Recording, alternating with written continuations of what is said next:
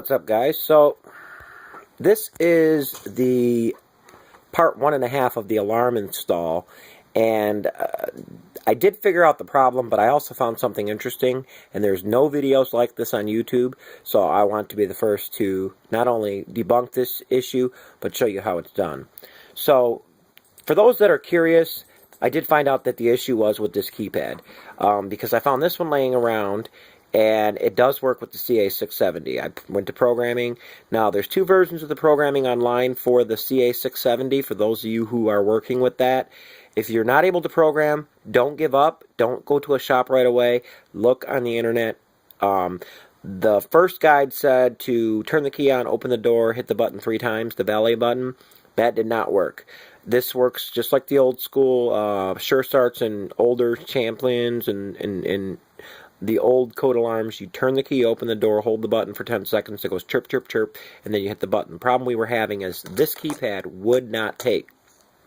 Anyways, after 2 days of trial and error, checking all my wires, connections, it was bothering me. Like I told my wife, I've done so many of these, and I just couldn't figure it out. Come to find out, it doesn't look like it, but it's a bad keypad. But in doing my wiring and looking into it, I started searching on the internet to find out how to take the stock keypad that we spoke about. Remember, my stock keypad has lock, unlock, and panic. It is just a keyless entry. And every form, there's a lot of morons on there that say you cannot use the stock keypad or the stock alarm to interface with the aftermarket alarm so you can arm and disarm the aftermarket system. I want to say that that is false. About the only thing that the stock keypad will not be able to do with your aftermarket alarm is remote start.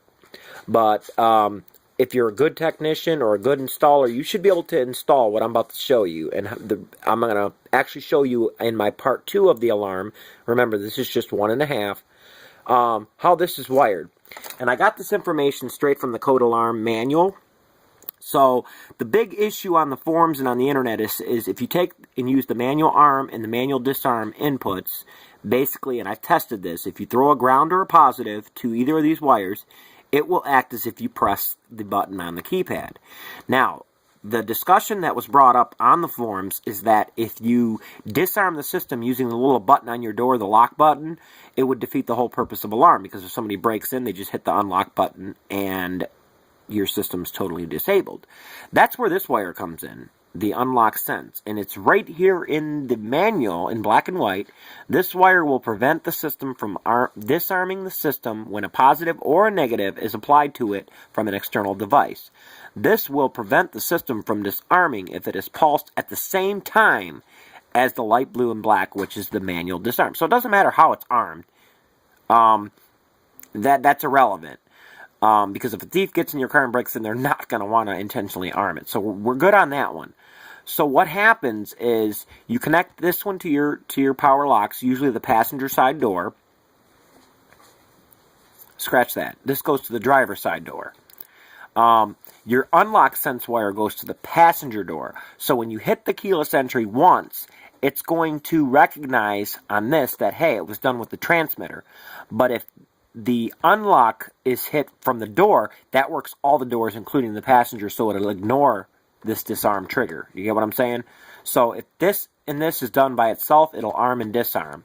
But when you throw this wire into the equation, it tells it, hey, I was not unlocked using the key fob, which would do this disarm. I was unlocked using the button, so it cancels this one out. This one cancels this one. So I just wanted to point that out. I'm going to try it tomorrow, because my question now is, if you're relying on this one wire to sense, what if you get in the car while it's going off and keep hitting it really fast? Would the alarm be fooled into disarming, or would it in fact be as reliable as it's designed to be?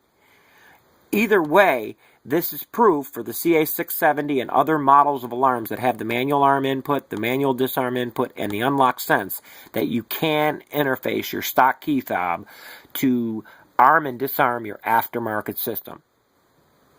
And I will not only wire this up in my part 2 of the video, which would take a little bit of time off of the install, but I really want to see not only how accurate this is, but I want to prove all these morons or noobs that are on the forum saying it can't be done. Because now that it says it can't be done, I want to do it and prove it can be done.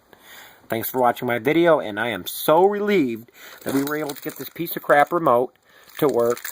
And again, the FCC ID is, let's see if we can get zoomed into that.